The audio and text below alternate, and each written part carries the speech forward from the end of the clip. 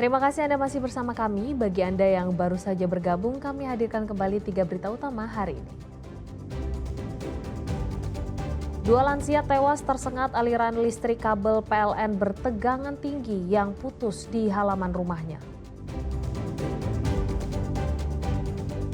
Satpam perumahan curi emas puluhan gram dari rumah kosong yang dijaganya gara-gara kecanduan judi online. Puncak arus mudik libur Natal dan Tahun Baru di Pelabuhan Parepare diprediksi akan terjadi hari ini.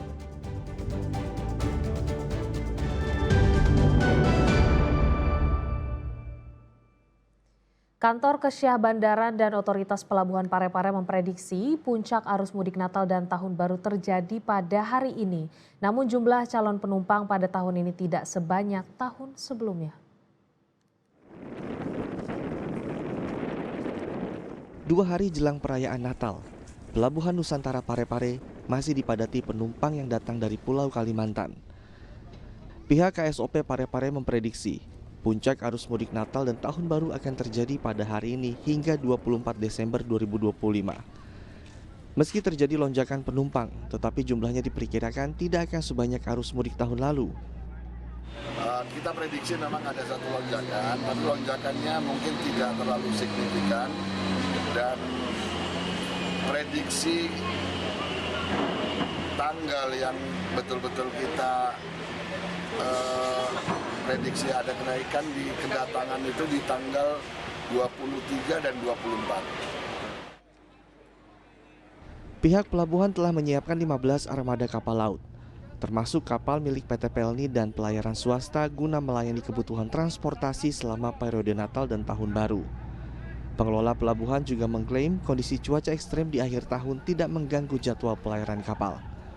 Untuk memastikan keselamatan dan kelancaran, pihak KSOP terus melakukan pemeriksaan kelayakan kapal dan barang bawaan penumpang. Suwardi Gatang melaporkan dari Parepare. Faktor cuaca dan gelombang tinggi laut membuat harga ikan di Maros ikut melambung. Dampaknya omset pedagang menurun karena konsumen mengurangi jumlah pembelian. Aktivitas jual beli di pasar ikan Labuang Maros berjalan seperti biasa. Tetapi jelang Natal harga ikan semakin mahal. Sejak beberapa hari terakhir, ikan cakalang, ikan katompo dan ikan layang dijual dengan harga tinggi. Misalnya ikan cakalang yang sebelumnya dijual seharga 1,3 juta rupiah per box. Saat ini harganya mencapai 1,6 juta rupiah per box. Kenaikan harga ikan laut membuat konsumen mengurangi jumlah pembelian yang berdampak pada omset pedagang. Diduga mahalnya harga ikan laut dipicu oleh gelombang tinggi dan cuaca ekstrim yang membuat nelayan tidak melaut sehingga pasokan ikan di pasar terbatas. Agak-agak naik ya? Iya, naik harganya. Bagaimana dengan pembeli Pak? Ramai gitu? Kurang pembeli. Agak kurang ya? Mahal sih. Ada kenaikan ya? Ada kenaikan. Ikan apa susah juga ya sekarang? Susah juga sekarang. Susah. Itu faktor apa? Cuaca. Oh cuaca. Di sini Meskipun harga ikan laut meroket, harga ikan tambak seperti ikan nila masih terpantau stabil. Para pedagang berharap kondisi cuaca segera membaik agar nelayan dapat kembali melaut, pasokan ikan kembali normal, sehingga aktivitas jual beli di pasar kembali ramai. Reisa Habu melaporkan dari Maros. Tumbuhan eceng gondok yang telah memenuhi Danau Sidenreng Sidrap dibersihkan. Pasalnya salah satu jenis tumbuhan air itu dapat merusak ekosistem bawah air sekaligus berpotensi menyebabkan petani gagal panen.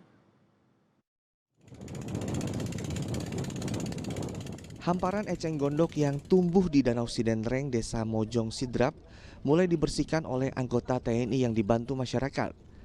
Pembersihan eceng gondok dilakukan secara manual dengan cara mengangkat tumbuhan ini dari permukaan air ke daratan.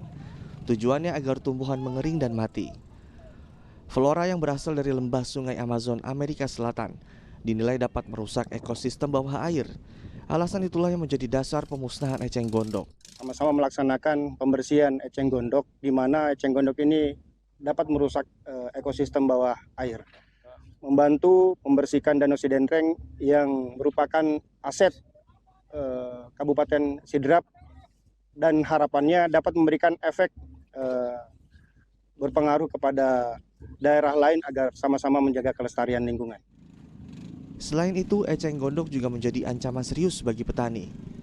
Saat musim hujan dan debit air meningkat, hamparan eceng gondok akan mudah terbawa arus masuk ke areal persawahan.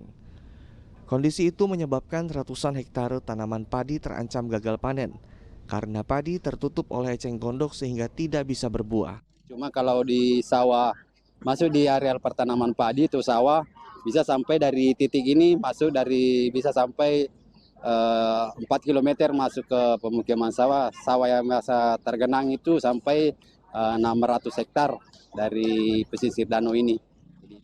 Eceng gondok juga menjadi ancaman fisik bagi keselamatan rumah warga yang terendam banjir. Saat terbawa arus, tumpukan eceng gondok dapat menabrak dan berpotensi merobohkan rumah panggung warga di pesisir danau. Suwardi Gatang melaporkan dari Sidrap. 2 perempuan lanjut usia di Pinrang tewas tersetrum kabel induk PLN yang putus dan jatuh di halaman rumahnya. Diduga korban tidak sengaja menyentuh kabel bertegangan tinggi itu saat hendak ke kebun.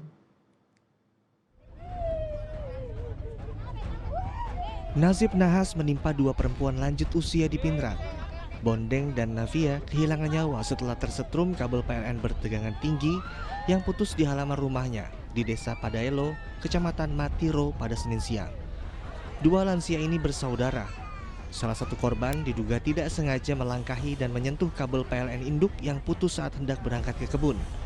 Karena melihat sang kakak tersetrum, adiknya bernama Navia mencoba menolongnya, tetapi pertolongan berubah menjadi petaka yang tak terduga yang menghilangkan nyawa Navia.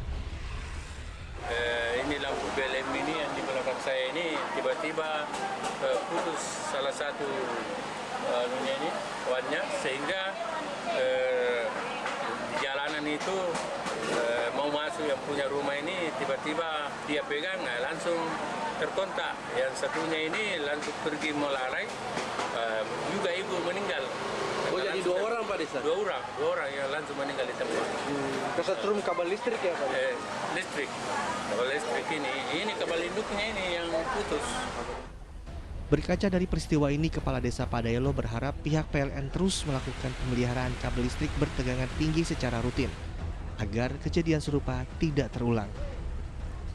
Dari PLN juga perlu memperbaiki, kita lihat sendiri tuh, supaya ini yang artinya yang kendor yang apakah, supaya bisa dibetulkan dan perlu dilihat, dicek-cek yang bagaimana supaya ini, karena kita tahu bahwa PLN ini atau lampu listrik ini cukup membahayakan kalau kapan tidak dipelihara.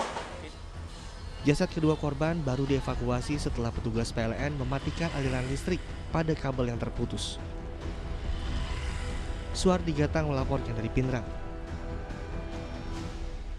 Waspada meninggalkan rumah di musim libur Natal dan Tahun Baru. Di Makassar, rumah yang ditinggal penghuninya justru dibobol oleh satpam perumahan yang seharusnya menjaga lingkungan. Emas puluhan gram dan uang tunai raib dibawa kabur.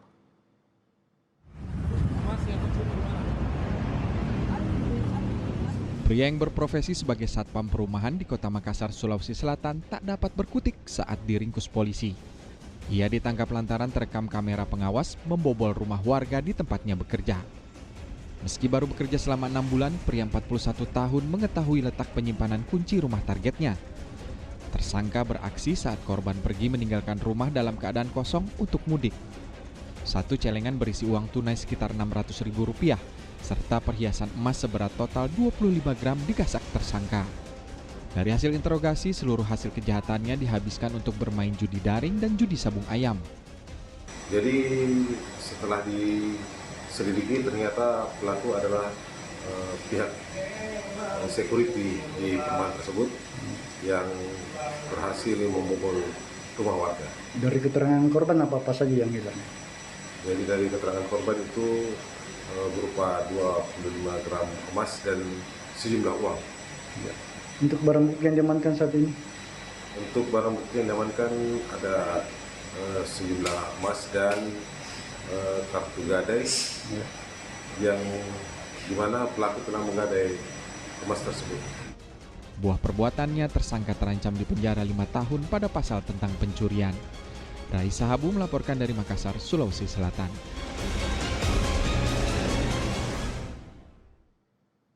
Laporan tersebut mengakhiri berita Makassar hari ini. Jangan lupa pastikan Anda subscribe channel YouTube Liputan 6 SCTV Daerah. Saya Priscilia Claudia berterima kasih atas perhatian dan kebersamaan Anda. Selamat beraktivitas dan sampai jumpa.